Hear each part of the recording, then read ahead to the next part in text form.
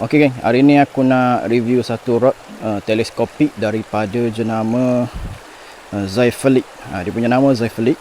Untuk rod ni UL punya spek geng. Yang dekat tangan aku ni aku ambil 5 kaki, panjang dia 5 kaki dengan dia punya luar weight dia 0.8 ke 7 gram dan dia punya line weight dia 0.5 ke 5 lb geng. Okey, apa yang special rod ni? Dia pakai cincin Fuji. Pakai 6. Ada 6 cincin Fuji. Daripada bawah sampai atas dia pakai cincin Fuji. Lepas tu dia punya tip ni geng. Lihat Oh, tengok geng. Aku bending macam ni pun tak ada masalah.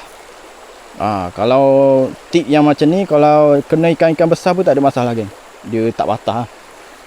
Lepas tu yang paling bestnya geng, kalau korang kaki-kaki randuk stream fishing, kalau korang main tempat-tempat masuk hutan kan, memang terbaik lah kalau pakai rod macam ni, sebab senang nak bawa. Okey, aku tunjuk dia punya pendek. Bila kita bagi pendek dia ni, tengok geng. Pendek je geng. Okey, yang ni boleh pendekkan lagi geng.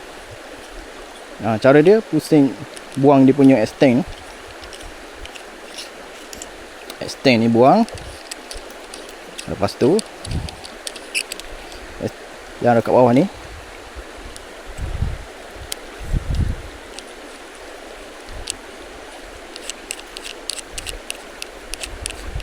dekat bawah ni korang masukkan.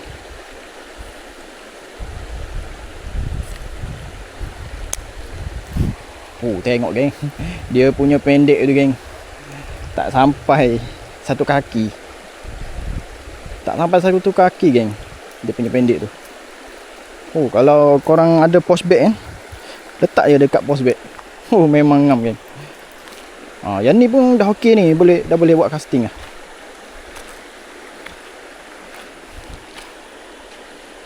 Aku pair dengan casting Valiant Eagle Pro.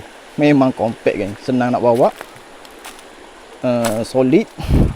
Okey, dia punya pemegang ni pakai Eva.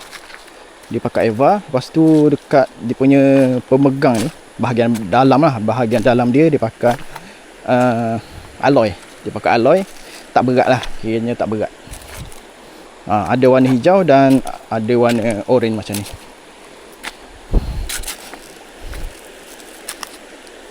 Memang ngam geng.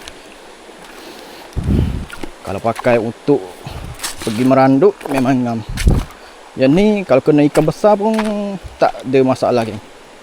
Sebab dia material dia ni agak tebal lah. Okey geng.